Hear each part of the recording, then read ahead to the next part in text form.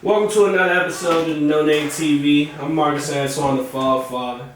Wish Rider Guy and Dice was with me, but they not today. But this is still a very special interview, man. We got Lil Gudda. Let the people know where you from. I'm Lil Gudda, man. I'm Civil City, the Circle, you know. I was on top of the rider, but these niggas hot. Fuck niggas rapping on bus in the shot. When I come through that bitch, she gon' come to the shot. I'm speaking up like I was all that shot. First nigga who walk out that building get caught. And it ain't no more dragging on God on back. I spit on your block and see you in your pocket. You know what you know, I can never be happy. You know what you know, if you know, we drop back. You know what you know, we drop shit on the clock. You gon' speaking on me, you can't hit that thing. That ain't heard $40 a box. I'm just down bad, making niggas lay that. And the people that people can shit on that cake. That's people that pass on me. Let's get into it. In your earlier music videos and stuff, we could see you posted in the neighborhood, but now we don't necessarily see you around. Why is that? How come you not dropping with the other artists that are coming from your neighborhood? Man, I just realized niggas ain't what they said it was, you feel me? Mm-hmm. So, no.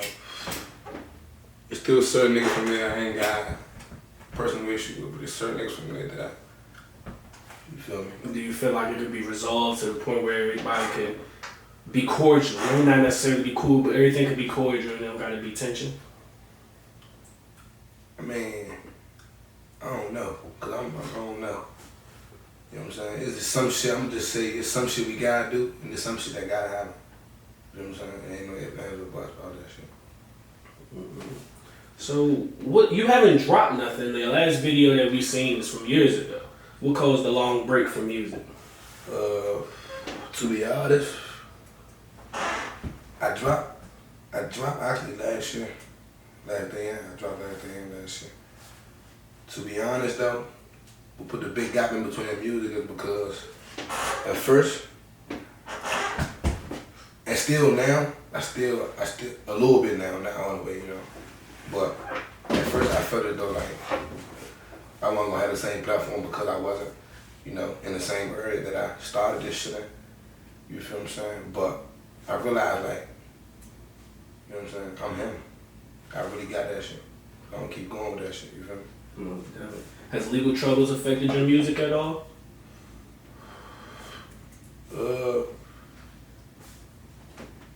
Not really. If I'm gonna do it, I'm gonna do it. I'm not. Okay. So, what would you say is the reasoning behind your music sounding so aggressive? Like, every time we joke behind the camera how you just an angry, crazy nigga. Why are you so aggressive in your music? Because, man, it's like, for one, everything I rap about, that shit facts. For two, when niggas rap and niggas bring up me, I feel as though they know what the fuck going on, like, you know what I'm saying? Don't keep speaking on me, you know what I'm saying? So when I come hard, I let niggas know, you know who I am.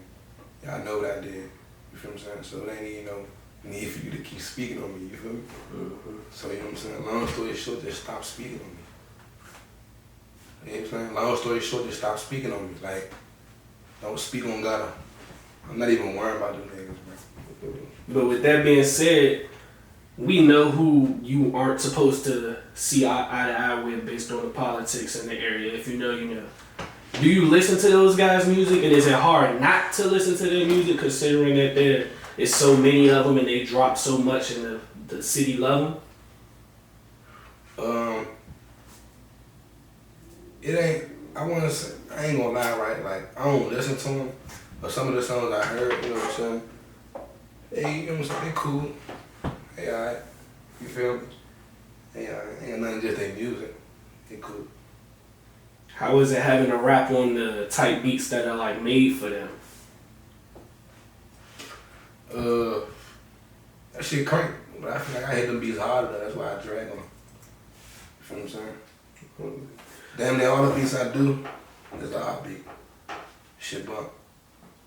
You know what I'm saying? Until they start making better beats. You feel me?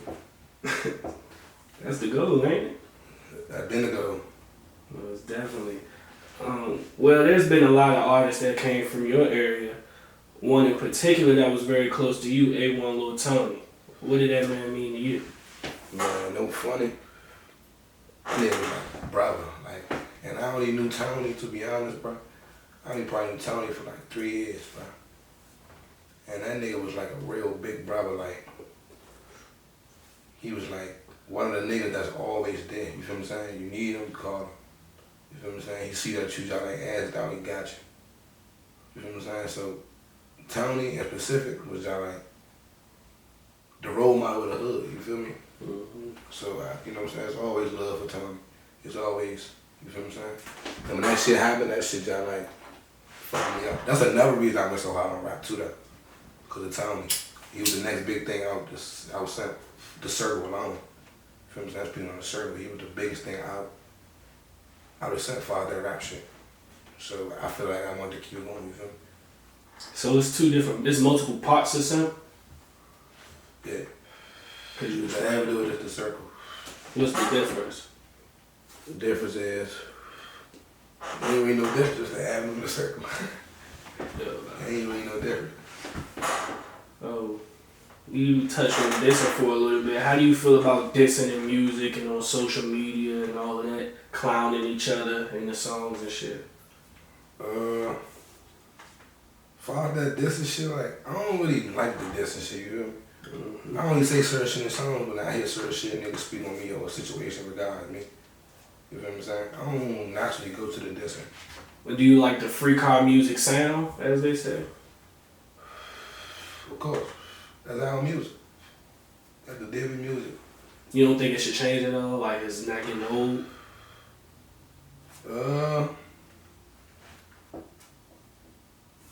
I mean, nah. Because that's how we started our wave, you feel me? Just like Atlanta or Chicago or the other cities. How they wave started, it still sound the same a little bit, but it switched up a little bit, you know what I'm saying?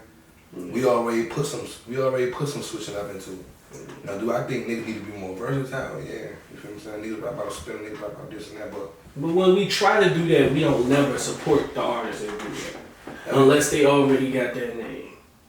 Like somebody could come out with a different song talking about, for example, Tom Too Lit did a Christian song. Nobody fuck with that. The niggas fuck when he talking about hopping in the car and shit. So how can we say niggas need to be more versatile when they try and nobody fuck with them? Man, when I mean by versatile, that shit got crank. That shit don't crank now, you feel me?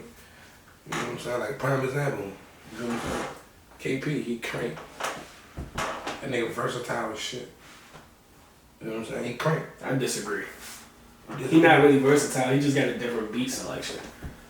But the way he put his words together, though, that shit. He did it the same way every song. That's not versatility.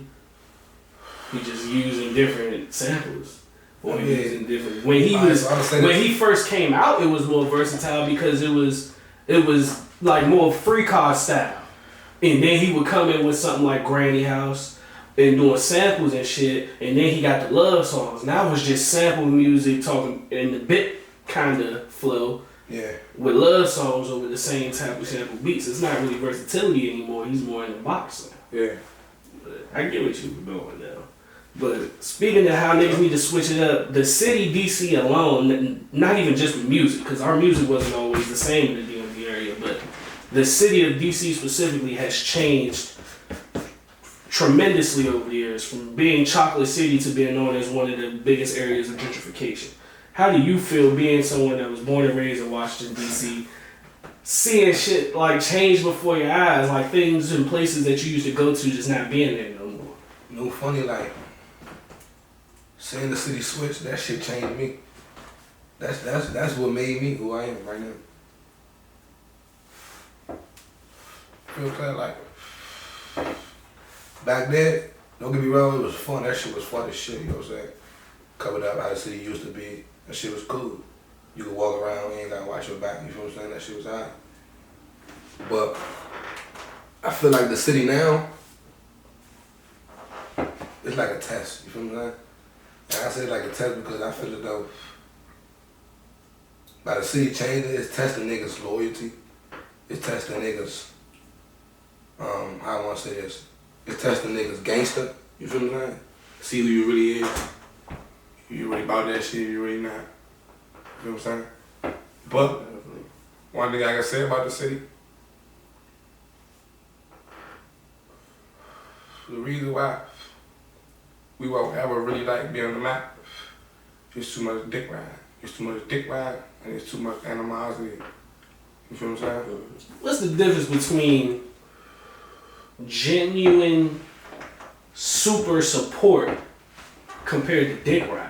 Cause we say a lot of people just be supporting somebody that they're really fans of. And we say it's dick ride because they really hardcore fans. A nigga not gonna play about Kobe Bryant name to a Kobe fan, and we not gonna say you dick riding Kobe. No, what I mean by dick riding is clicking up. That's what I mean by dick riding. Okay. See what I'm saying? Do you think that a lot of the changes in DC were caused by a lot of people like dying and getting locked up from all the clicking up and just heavy beef from music? Most of it, yeah. Most of it, yeah. So how do you feel about all these artists from your city being locked up? I don't give a fuck. And the ones who are meant free, man. I don't give a fuck about the rap, though. Right. So you think street rap is dead industry-wise, just strictly on industry? Can you continue to make gangster music that's gonna sell globally? Nah. You gotta switch it up some way, somehow.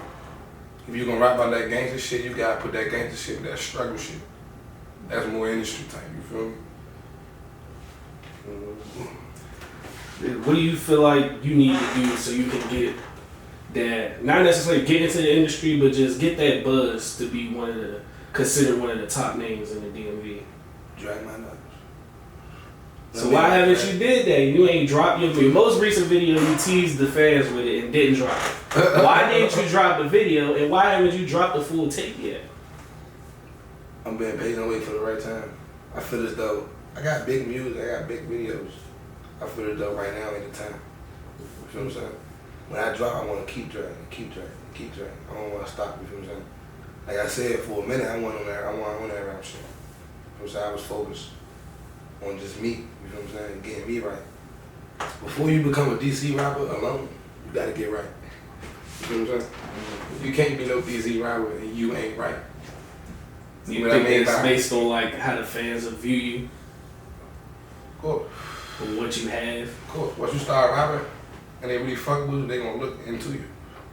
Feel what I'm saying? They gonna try to check your background and shit. Try to see what you really about. Test your patience. You know what I'm saying? Play with you. All types of shit come from all types of angles. Well, couldn't that hurt our artists? Because that's essentially you saying that our fans are testing our artists and technically like the reason why some of them are crashing out because they feel like they gotta prove a point to us. They can't hear me. But as far as other people, I don't know. But do I feel like that could be a reason? Yeah. Okay. Yeah, I do feel like that could be a reason because it's called tempting, you know what I'm saying? When a nigga out here rapping about spinning and killing and all that, and deep down inside, you know he never did that shit. I mean, it's like, you feel what I'm saying? And then when niggas start touching up on him and trying to, you know what I'm saying, post about that shit, or bitches trying to play with him and shit, he gonna feel like, man, I got a point to prove. You know what I'm saying? Yeah. So we seen it firsthand just yesterday. Did you see what happened with Lil Low on Twitter and a woman basically called that man hot? Man, look, if it ain't no black or white, I don't believe it. That's all I'm gonna say. Do you think that rumors do you think that rumors are like actually can be detrimental to your career whether they have proof to them at all? Of course. Why? What makes a rumor with no proof? Because, like I said, it goes about your background. If a nigga know you never been on this type of shit, you always been a sucker, always been a weird nigga, all this extra shit. You feel what I'm saying? And then that rumor come out, they gonna believe it because you never been nothing. But what if you ain't never been on no sucker shit and then the rumor come out? Then, you know what I'm saying? At the end of the day, motherfuckers will believe what they believe. Motherfuckers not gonna believe what they believe. You feel me? I don't want the motherfuckers who need to see black and white, bro. If you gonna be on that street shit and stick to the street code, you gotta stick to the street code all the way. You feel me? Like, you don't call a nigga high if you don't see black and white. You know what I'm saying? Now, you can say he did some hot shit, he did some tipping shit. You know what I'm saying? But you can't call that man hot if ain't no black and white of him snitching. Well, a lot of niggas do tipping shit because they do it in the songs all the time. Exactly. And then they build those big cases, like even case with FBG Duck.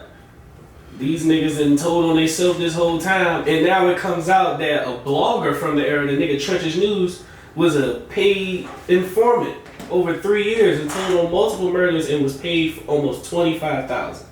Do you think that bloggers in the DMV would do something like that? Cause the nigga didn't even have to be in it. He was just a thing with information. Like I said, bro, there's a lot of dick riding in the city, so I don't know. One thing about DMV bloggers though. DMV bloggers. They gonna bid.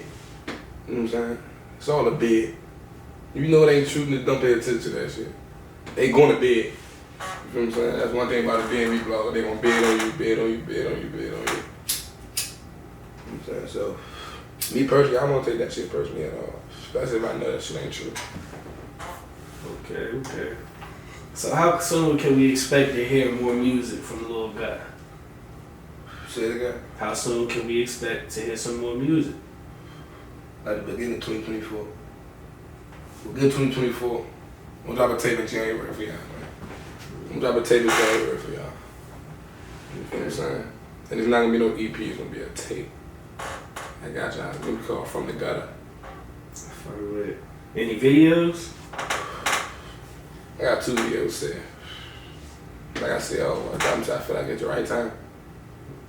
You know what I'm saying? And when it's the right time, I'm gonna drop that shit. Any DMV producers you looking to work with? Producers. I mean, I work with you, bro. I don't really trust them DMV niggas. I don't really trust too many people. You know what I'm saying? Like, you know what I'm saying? Them, you know what I'm saying? Them boys down there, you know what I'm saying? The city, you know what I'm saying? I don't know who they fuck with. So, me personally, I ain't, you feel me? I ain't no producer. Don't tell these people that. Mark don't make beats. Go fuck with RDG. Beats of Us 2 on the way. And Lil Gudda on there twice. Man, come on with that shit, man. He on there 2 times. Is that your first placement on the producer's tape? Yeah, that's actually my first placement on the producer's tape. I thought I feel good about that. You know what I'm saying? Shit. Making me feel like my talent really means something, you feel me? Man. December 23rd, they gonna see why. Yeah, of course. That's an exclusive. I'm gonna keep coming too, harder. Yeah. Pause. Yeah, pause. That was crazy. Pause the video. Stop it. So when that comes in, we got to do the little. Nah, we our editor, that guy, we fired him, so, you know. Yeah. Bye. But he was never hired. He's also the CEO. We're not even getting into the details, but, you know. Of course. Most definitely. Well, this has been another fantastic interview, man. Thank you. Of course. You know what I'm saying? Lil Gudda, you feel me? I'm about to be buying full of fucking fat. Do you feel me? Most definitely. Yeah. I'm Mark Santorn, the Fall Free Smoke, nigga. Project NoName. We out.